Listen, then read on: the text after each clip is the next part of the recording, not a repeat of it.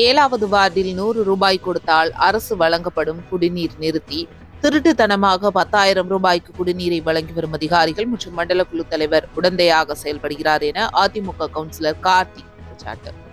சென்னை திருவொற்றியூர் மாநகராட்சி மண்டல அலுவலகத்தில் ஒவ்வொரு மாதமும் நடைபெறும் 30வது சாதாரண கூட்டம் நடைபெற்றது. இதில் 1 முதல் 14 வார்டுகளில் உள்ள மாமன்ற உறுப்பினர் தங்களுடைய வார்டுகளில் உள்ள குறைகளை எடுத்துரைப்பதற்காக கூட்டம் நடைபெறும். இதில் அதிமுக 7வது வார்டு மாமன்ற உறுப்பினர் கார்த்திக் கலந்து கொண்டார். அப்போது பேசிய அவர், எல்லா வார்டுகளிலும் நிதி ஒதுக்கப்படுகின்றன, ஆனால் அதிமுக மாமன்ற உறுப்பினர் என்பதற்காக தன்னுடைய வார்டு நிதி ஒதுக்கவில்லை என்றும், மேலும் திருவிளக்கு அமைப்பதற்கு வழங்கப்படும் நிதியே தன்னுடைய வார்டுக்கு வழங்கப்படவில்லை எனவும் குற்றச்சாட்டு எழுப்பினார்.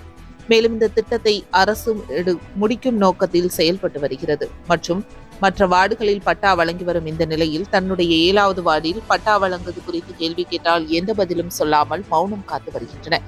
அதேபோல் தனது வார்டுகளில் பங்கிங் கால்வாய் அருகே மர்ம நபர்கள் மருத்துவ கழிவுகளை கொட்டுவதற்கு எந்த நடவடிக்கையும் எடுக்காமல் அவர்களுக்கு துணை போவதாக குற்றச்சாட்டை எழுப்பினார்.